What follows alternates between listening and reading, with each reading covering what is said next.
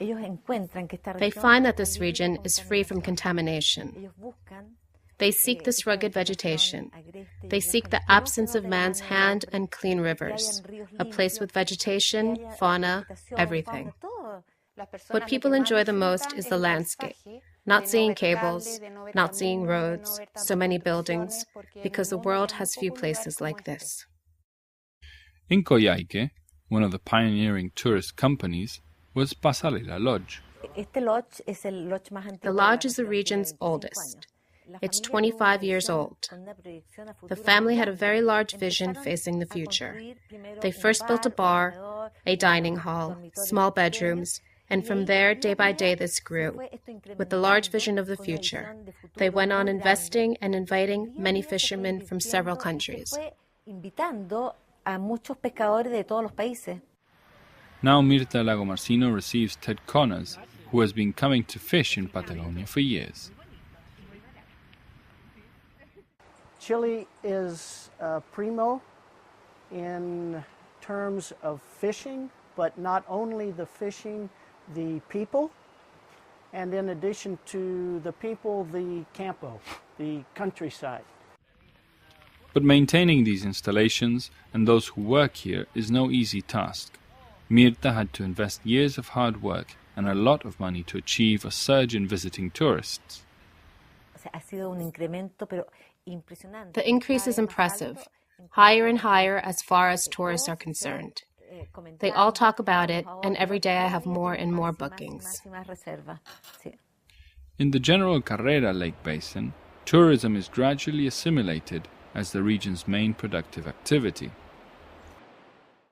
Puerto Tranquilo was the chosen site some 10 years ago by Tamara Ulrich and Francisco Crossato to carry out their life project.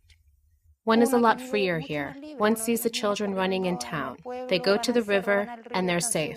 People know each other. They look out for one another. The truth is that was the decision, to live in a community, becoming a part of it, and to grow mixing things up, our own professions and our own enterprises. Tamara and Francisco took 5 years to get the hostel going, after making big investments and sacrifices. We've lived a pretty, austere life. Everything we've made, we've reinvested in the place, putting our future on the line and hopefully our children's and grandchildren's.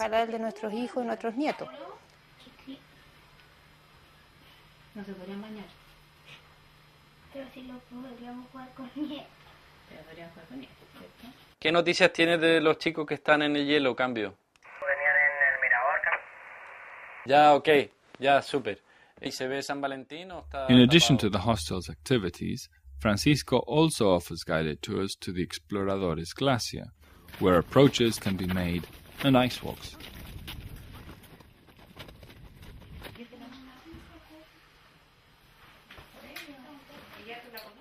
They know it is difficult to make a living from tourism, but they intend to make it their main financial support.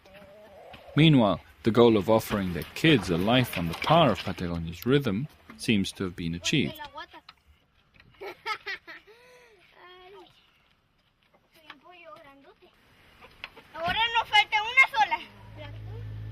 According to government bodies, tourism in Aysén is the second regional industry, and its contribution to the economy generates 4,000 direct jobs.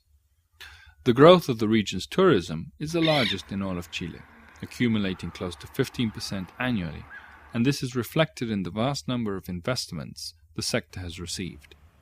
The region planned its sustainable development on the basis of the use of the Patagonian landscape and its cultural values, foreshadowing the national government's plan to strengthen Patagonian tourism and develop as of this country's image abroad.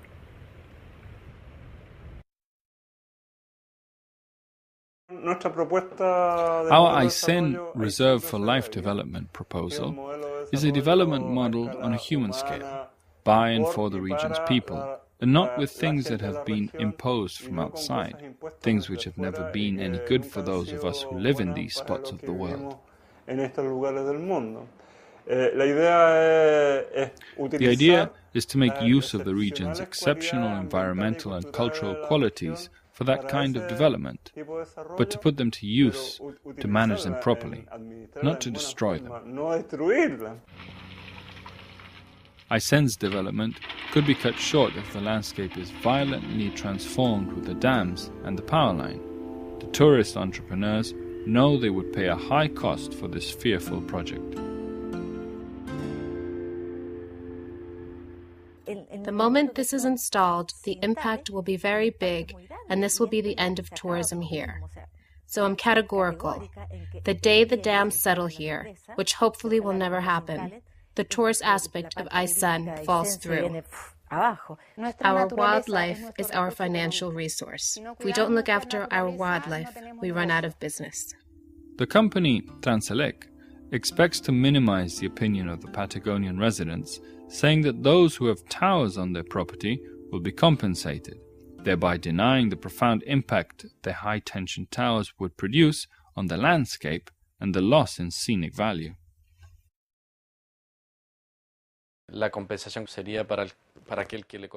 compensation would go for those who get a tower, but I see no benefit in that.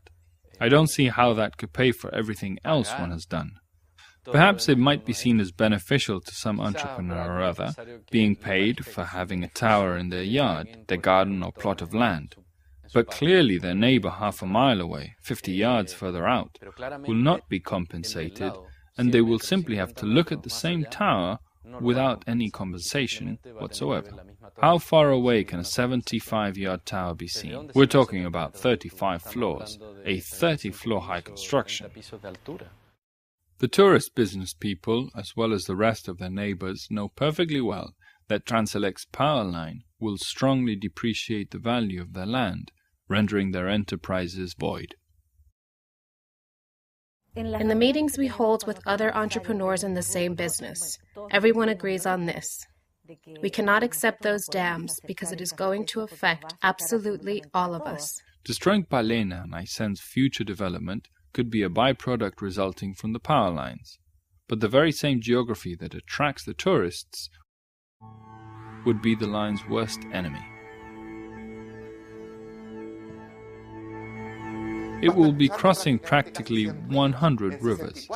They are thinking of installing towers, over 64 of them. That's 6,075-yard towers. They are passing through volcanic areas. A large part of the line would run over Chile's most important geological fault, while also cutting across an area that houses one of